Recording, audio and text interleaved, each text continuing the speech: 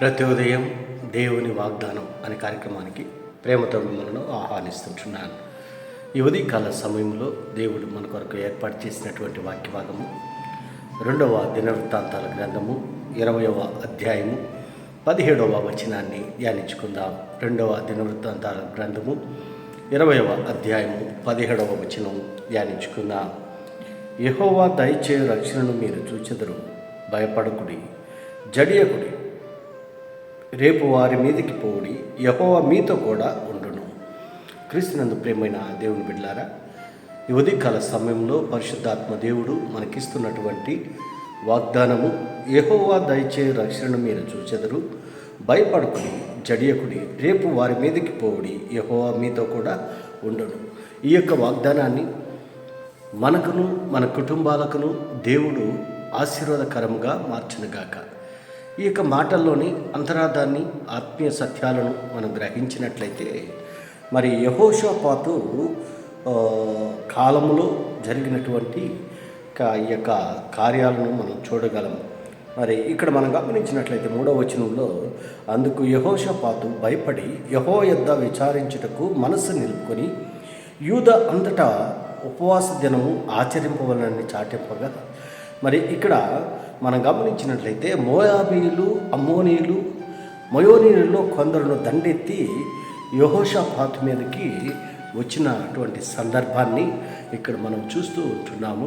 మరి ఈ యొక్క శత్రువుల నుండి మరి జయాన్ని పొందుకొనుటకు ఆ యొక్క శత్రువులు మరి వారు ఎవరనగా మోయాబీయులు, అమ్మోనీయులు, మోయానీయులు కొందరు దండెత్తి యెహోషాపాతు మీదకు వచ్చారు.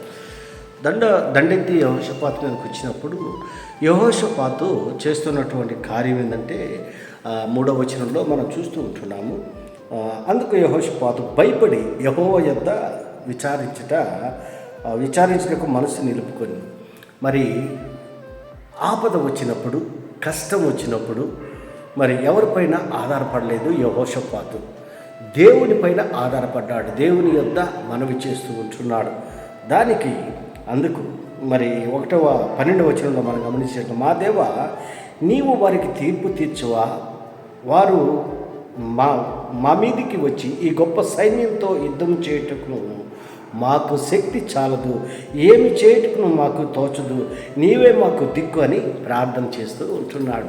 ఈ యొక్క 3 గ్రూపులు వారు, మోయాబీయులు, అమ్మోనీయులు, మోయానీయులు దండెత్తి యెహోషాపాతు మీదకి వచ్చినప్పుడు యెహోషాపాతు దేవుని యొద్ద మరి మొరపెడుతూ ఉంటున్నాడు, దేవుని యొద్ద ప్రార్థిస్తూ ఉంటున్నాడు. అందుకు మాకు వారిని జయించేదానికి మాకు శక్తి చాలదు, మాకు బలము చాలదు అని దేవుని యొద్ద మరి ప్రార్థించినప్పుడు 15వ వచనంలో, యూదావారులారా, యెరూషలేము కాపురస్తులారా, యెహోషాపాతు రాజా, మీరందరూ ఆలకించుడి, యెహోవా సెలవిచ్చినదేమనగా, ఈ గొప్ప సైన్యమునకు మీరు భయపడకుడి, జడియకుడి, ఈ యుద్ధము మీరు కాదు, దేవుడే జరిగించును. మరి యెహోషాపాతు దేవుని సన్నిధిలో ప్రార్థించినప్పుడు దేవుడు వారికి ఇస్తున్నటువంటి సమాధానాన్ని మనం ఇక్కడ చూస్తూ ఉంటున్నాము. మరి 17వ వచనం మొదటి భాగంలో, ఈ యుద్ధంలో మీరు పోట్లాడవలసిన నిమిత్తం లేదు, యూదావారులారా, యెరూషలేము వారులారా, మీరు యుద్ధ పంక్తులు తీర్చి నిలవబడి మీతో కూడా ఉన్న యెహోవా దయచే రక్షణను మీరు చూచెదరు. దేవుడు ఒక అభయాన్ని ఇస్తూ ఉంటున్నాడు. యుద్ధము మీరు కాదు చేసేది, నేను చేస్తానని దేవుడు వారి పక్షమున యుద్ధం చేస్తూ ఉంటున్నాడు.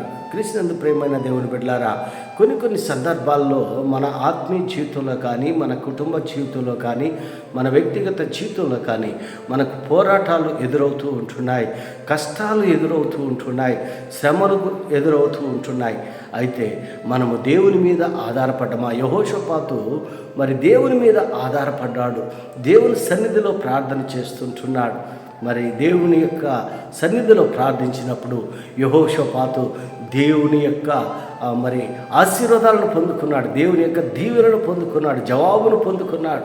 అందుకే దేవుడు ఒక అభయాన్ని ఇస్తూ ఉంటున్నాడు యెహోషాపాతు. మీరు భయపడాల్సిన అవసరం లేదు, మీరు జడేకుండి, మీరు భయపడకుడి, యుద్ధము నేను చేస్తాను, గొప్ప రక్షణను మీరు చూస్తారని దేవుడు సెలవిస్తూ ఉంటున్నాడు.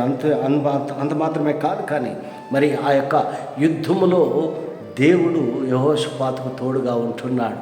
దేవుడు మరి యెహోషాపాతు యొక్క ప్రార్థన ఆలకించి యెహోషాపాతుకి విజయాన్ని అందించాడు, చేకూర్చాడు. ఎందుకనగా ఆయన నమ్మినటువంటి బిడ్డలను, ఆయన సన్నిధిలో ప్రార్థించినటువంటి బిడ్డలను ఎప్పుడు కూడా ఆయన చేయి విడిచేటువంటి దేవుడు కాదు.